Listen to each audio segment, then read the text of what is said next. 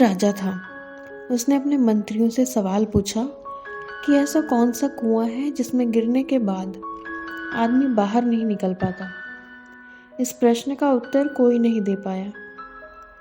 आखिर में राजा ने अपने राज पंडित से कहा कि इस प्रश्न का उत्तर 7 दिनों में बताओ, नहीं तो तुम्हें नगर से बाहर निकाल दिया जाएगा।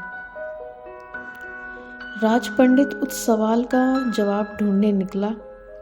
6 दिन बीतने के बाद भी राज पंडित को जवाब नहीं मिला।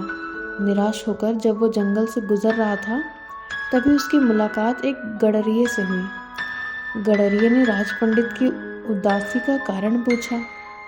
राज पंडित ने उसे सारी बात बता दी।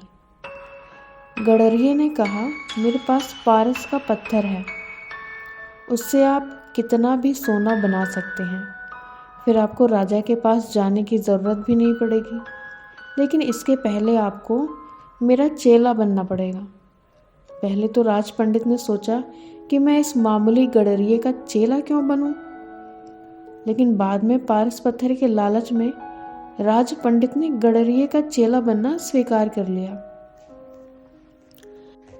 इसके बाद गडरिया बोला, पहले भेड़ का दूध पियो, फिर चेला बनो।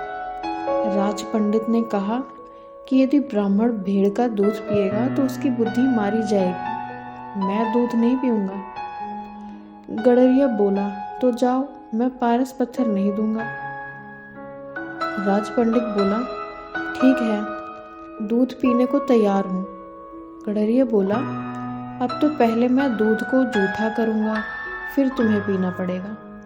राज पंडित ने कहा, तू तो हद करता है, ब्राह्मण को जूठा पिलाएगा। गडरिये ने कहा, तो नहीं दूंगा पारस पत्थर। राज पंडित बोला, मैं तैयार हूँ जूठा दूध पीने को। गडरिये ने बोला, अब तो सामने जो मरे हुए इंसान की खोपड़ी है उसमें दूध दोहूंगा, जूठा करूंगा, कुत्ते से चटवाऊंगा, फिर तुम्हें पिलाऊंगा, तब मिलेगा पारस पत्थर, नहीं तो अपना रास्ता नापो। राज पंडित ने खूब विचार किया, है तो बड़ा कठिन, लेकिन मैं तैयार हूँ। गडरिया बोला, मिल गया जवाब, यही तो कुआं है लोभ का, जिसमें आदमी गिरता जाता है और फिर कभी निकलता ही नहीं। जैसे कि तुम पारस पत्थर को पाने के लिए इस लोभ रूपी कुएं में गिरते चले गए। राज पंडित को राजा के सवाल का जवाब मिल चुका था। लालच बुरी बला है, ये बात हम बचपन से सुनते आ रहे हैं। कई बार हम लालच में इतने अंधे हो जाते हैं कि अच्छे या बुरे का फर्क भी भूल जाते हैं, यहाँ तक कि अपना स्वाभिमान भी भूल जाते हैं। ऐसे लोग पैसा तो कमा लेते हैं, लेकिन लालच की वजह से कभी संतुष्ट नहीं हो पाते।